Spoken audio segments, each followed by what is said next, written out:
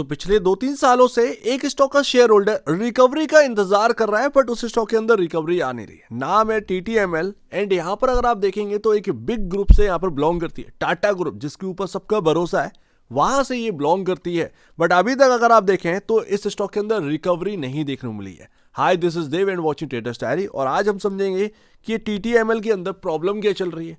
क्या आगे कोई एक ऐसी पॉसिबिलिटी बनती है जिसकी वजह से ये अगला TCS बन सके, क्योंकि पहले यही कहा जाता था कि अगला TCS तो TTML ही है। एंड जहां तक बात है 3 महीने की, रिसेंटली हम बात करेंगे तो निफ्टी के कंपैरिजन यहां पर थोड़ा सा पॉजिटिव रिटर्न में आपको रखे हुए 0.83% का पॉजिटिव रिटर्न में है। वही निफ्टी यहाँ पर 3.22% नेगेटिव रिटर्न दे रही है। तो जहां तक बात है फॉल की, ये स्टॉक 300 रुपए से धाराशायी हो गया। 300 रुपए से इसने 50 रुपए के लेवल्स देखे एंड अभी भी स्टॉक में जो शेयर होल्डर्स हैं, जो होल्ड कर रहे हैं, वो रिकवरी के आस लगाए बैठे हैं कई सालों से।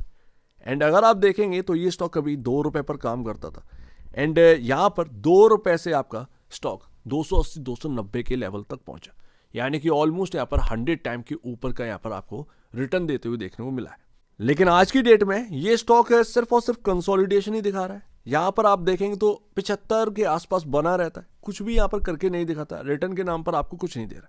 इसके पीछे का रीजन क्या है, बात यहाँ से करते हैं। जब ये 2 रुपए का था तो 2020-2021 की बात थी कि इनका ग्रुप यानी कि टाटा ग्रुप एक बड़ी अनाउंसमेंट करता है कि हम एक इंडिया के लिए सुपर ऐप ला रहे हैं।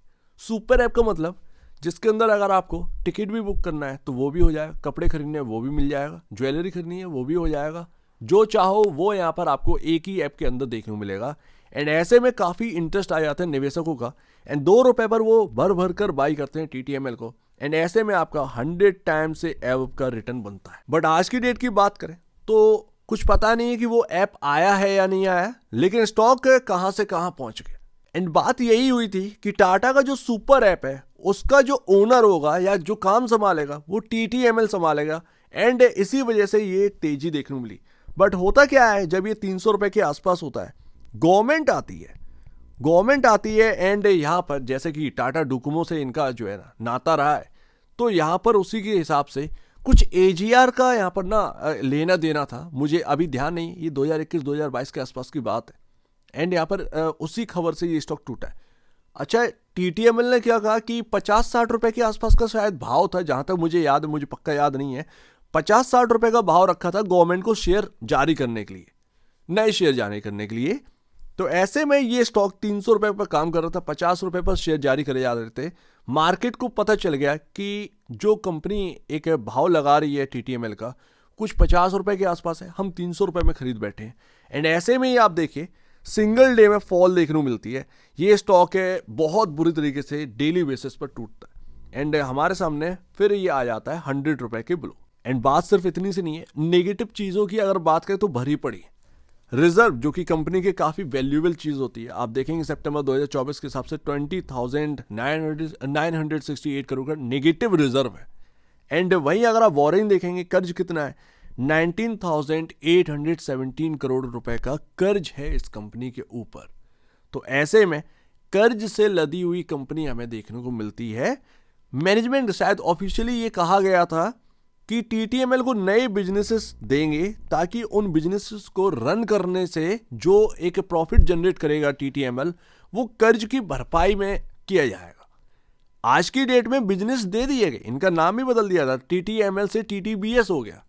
लेकिन वही चीज है ना कि उस बिजनेसेस से आज की डेट में कुछ आता हुआ देखने को नहीं मिल रहा है। जो पहले सिचुएशन थी वही आज की डेट में सिचुएशन है। IoT एंड बहुत सारी चीजें जो है IT सेक्टर की दे दी गई इनको, लेकिन आज तक उसका जो है इम्पैक्ट नहीं देखने को मिला है।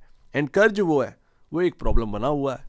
एंड जहां तक बात है सेल्स की, तो यहां पर हमारे सामने कई क्वार्टर निकल गए ये इंतजार करते करते कि ग्रोथ आएगी, बट ग्रोथ दूर दूर तक नहीं देखने को मिल रही है। पता नहीं आएगी या नहीं आएगी, आएगी आगे चलकर तो बहुत ही अच्छा होगा इन शेयर होल्डर्स के लिए, नहीं आएगी तो कुछ काम बनेगा नहीं, आपका टाइम बर्बादी कहीं ना कहीं हो जाएगी, बस और कुछ नहीं है। बट सेल्स जो है वो आंकड़ा बिल्कुल फ्लैट है, कोई ऐसी हमें तेजी देखने को नहीं मिल रही है जो कि बेनिफिट हो। अब यहाँ पर ऑपरेटिंग मार्जिन जो है वो 40% के अबव बने हुए, अच्छी बात है, लेकिन जो कर्ज है वो लगातार हमें देखने को मिल रहा है बढ़ते हुए। 400 450 करोड़ के आसपास का हर क्वार्टर में ये कर्ज बढ़ते हैं, जिसकी वजह से यहाँ पर ना ये लॉसेस में आ चुके हैं। हर क्वार्टर में ऑलमोस्ट यहाँ पर देखिए 300 करोड़ से एबव का लॉस बना हुआ है। डेट आज की डेट में सबसे बड़ी प्रॉब्लम है। इसके लिए अगर कुछ मैनेजमेंट करे या ग्रुप करे तो ज़्यादा बेहतर है। अदरवाइज अभी जो है जो एक आपके सामने देखने को मिल रहा है फाइनेंशियल्स, वो तो ये कह रहे हैं कि कुछ है ही नहीं, कर्ज बहुत लदा हुआ है, ग्रोथ है नहीं, ऐसे में काम कैसे चलेगा। एंड जब तक वो कर्ज भर नहीं देते हैं पूरी तरीके से, मतलब किस तरीके से यहाँ पर सारी चीज़ें होंगी काफ़ी कठिन देखने को मिलता है। कर्ज ऐसा नहीं है कि कोई 1900 या 2000 करोड़ का कर्ज है, 19,000 करोड़ का कर्ज है, काफ़ी मायने रखती है ये बात। एंड साल 2016 में इनका जो सेल्स था वो 2972 करोड़ रुपए का था। एंड आज की डेट में एक लंबा टाइम हो गया, आप देखेंगे कि मार्च में ये देखने को मिल गया था, 2020-2021 मार्च में ये स्टॉक चलना स्टार्ट कर दिया था। अभी तक ना ये जो सेल्स है, ईयरली सेल्स है, उसमें कोई ग्रोथ नहीं देखने को मिली। 4 साल 5 साल हो गए हैं, सेम सेल्स के नंबर आ रहे हैं, कुछ भी बदलाव यहाँ पर होता हुआ नहीं देखा है। उसके बाद ऑपरेटिंग मार्जिन जो है वो ठीक ठाक बने हुए हैं। कंपनी वैसे अगर आप देखें तो ऑपरेटिंग प्रॉफिट निकाल रही है, लेकिन जो कर्ज की समस्या है, जो कर्ज भरना पड़ रहा ना, वो सीधा सीधा इनको लॉसेस में लेकर आ रहा है। एंड ये जब तक आपका अर्निंग पर शेयर प्लस में नहीं आएगा तब तक क्या ही होगा। वोडाफोन आइडिया जो है वो क्यों प्रॉब्लम में है? बिकॉज ऑफ क्योंकि वो प्रॉफिट में नहीं आ पा रहे। प्रॉफिट में है कंपनी, कर्ज वर्ज को चुकाने के बाद, डेप्रिसिएशन को हटाने के बाद वो आते हैं लॉसेस में। एंड दैट्स वाई ये उनके लिए बहुत बड़ा प्रॉब्लम है। तो क्यों कहा जाता है कि वोडाफोन आइडिया कर्ज में है, प्रॉब्लम है, वो इसीलिए क्योंकि कर्ज में ज़्यादा पैसा जा रहा है, आप प्रॉफिट में आ ही नहीं पा रहे हैं उसकी वजह से। वही चीज़ सेम यहाँ पर है, कर्ज इतना बड़ा है, 20,000 करोड़ के आसपास का कर्ज है, कैसे भरा जाएगा, कोई रोड मैप तैयार नहीं है। लेकिन एक अच्छी बात पता क्या है कि टाटा ग्रुप से बिलोंग करता है। टाटा ग्रुप कहीं ना कहीं इस कर्ज से निपटने के लिए तैयारी कहीं ना कहीं कर ही लेगा। ऐसा नहीं है कि ये कर्ज खड़ा रहेगा, आपका स्टैंड रहेगा, आपका यहाँ पर कर्ज कम नहीं होगा, नहीं, ऐसा नहीं है। ये मैनेजमेंट या कह सकते हैं इस ग्रुप पर पूरा भरोसा है, एंड वो कहीं ना कहीं रास्ते निकाल लेंगे इस कर्ज से निपटने के लिए। लेकिन उसमें जो शेयर होल्डर की वैल्यू है वो टाइमली कुछ मिल नहीं रहा है। वहाँ पर आप देखेंगे शेयर होल्डिंग पैटर्न, तो प्रमोटर कहीं नहीं जाएंगे, प्रमोटर शायद बेचेगा ही नहीं अपनी होल्डिंग। पूरा भरोसा कि टाटा ग्रुप अपना जो है होल्डिंग नहीं बेचेगा TTML में, ये तो समझ में आ गया। FII जहाँ है वो उतने के उतने बने हुए हैं, DIs बिल्कुल भी ना के बराबर है। पब्लिक जो है वो इसके अंदर काफ़ी इंटरेस्टेड है, 23.18% होल्ड करते हैं। यहाँ पर नंबर ऑफ शेयर होल्डर 10,44,616 पहुँच चुके हैं, यानी कि 10,44,616 शेयर होल्डर्स अभी भी सफ़र कर रहे हैं इस स्टॉक के अंदर।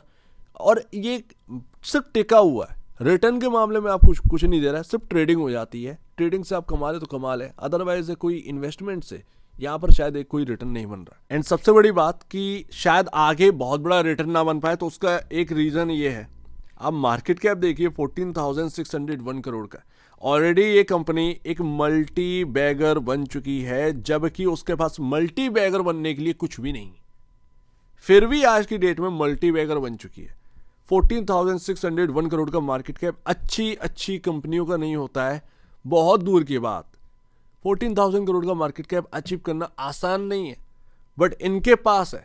सो ऑलरेडी ये बहुत कुछ यहाँ पर ना आ चुका है इनके पास। अब यहाँ से कितना आप यहाँ पर निकाल पाएंगे ये बहुत बड़ी बात है, बट मैनेजमेंट को कहीं ना कहीं कुछ ना कुछ बताना चाहिए कि रोड मैप क्या है आपका कर्ज कम करने के लिए। एंड लास्ट तो देखिए, समझिए, एंड उसके बाद डिसीजन लीजिए। अगर आप लग रहा है कि भाई TTML बहुत अच्छा स्टॉक है, मेरे को बाय कर लेना चाहिए, आप अपने फाइनेंशियल एडवाइजर या ब्रोकर से उसके ऊपर सलाह लीजिए। या फिर आपको जो है ना समझना चाहिए कि यहाँ पर टाइम देना पड़ेगा ज़्यादा, बट शायद उसके कंपैरिजन, टाइम के कंपैरिजन मेरे को रिटर्न ना मिले, ये भी संभावनाएं बनती हैं। जो होगा वो देखा जाएगा, बट अभी जो है वो 90 रुपये का लेवल एक साल से यहाँ पर जो है ना कंसोलिडेट कर रहा है। ऑलमोस्ट 90 रुपये का लेवल शायद इस स्टॉक के अंदर बहुत ही इंपॉर्टेंट यहाँ पर बनेगा। जब तक वो क्रॉस नहीं हो रहा तब तक यहाँ पर जो है ना कुछ दमखम आएगा नहीं।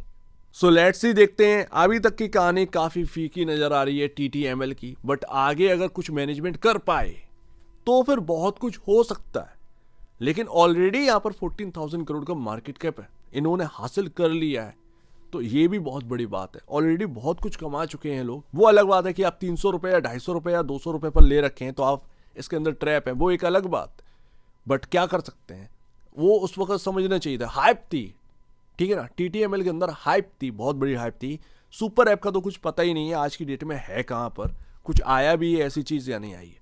सो उम्मीद है काफ़ी कुछ आपको समझ में आया होगा। अपने हिसाब से डिसीजन लीजिएगा, जो भी आपको करना हो, बाय सेल होल्ड जो भी करना हो वो अपने हिसाब से डिसीजन लीजिएगा। मैं आपके सामने पूरी बात रखी है कि TTML के अंदर चल क्या रहा है।